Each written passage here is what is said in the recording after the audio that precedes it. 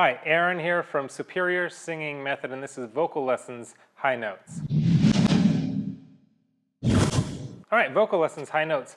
Let's talk about how you could sing high notes with less strain, and a little bit some tricks that you can throw in to your voice, to your singing, that will help you get a little higher notes and also feel good about it and not be hurting afterwards. You know, have that strain when you push and force your voice. Afterwards, it's just like you're talking like you know, just kind of really taxing on your voice. And over time, continuing to do that could really actually damage your voice, maybe even permanently.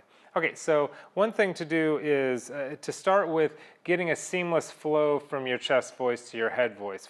So starting at the chest voice is working toward getting like, let's do it on an NG sound, like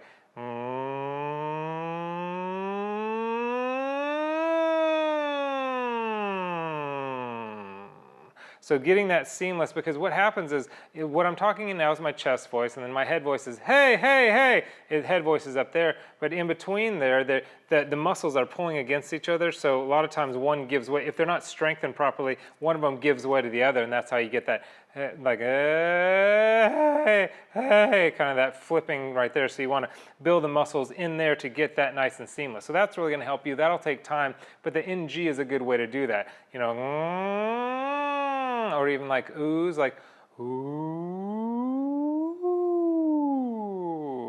So that's a good way to just build a good foundation and a good base for singing high notes. Another way to do this is like a baby crying.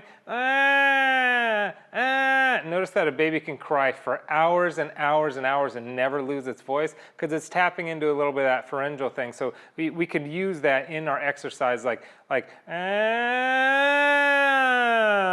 you might not want to do that around people very much because it's super annoying, but it's a great way to keep that chord closure and that connection to be able to hit those high notes, and not in a way that's like, you know, bringing that chest voice up to where it's really heavy and really taxing on the vocal cords. It's nice and light, but it's still very resonant. Another way to do that is with a siren sound. So the same kind of thing, you got the baby crying like,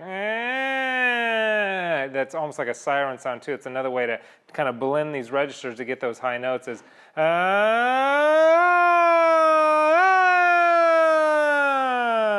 it's a good way to get those nice and seamless. Now I would start with the NGs, like the that we talked about first, because that's a closed mouth one, and the oohs are a little lighter, and then you can go to more of the crying and the siren one. And this is a great way to be able to sing those high notes and sing it with less strain. So add a little bit of that into your singing. You could even sing your, you know, in that, sing part of the song you want to sing, like, you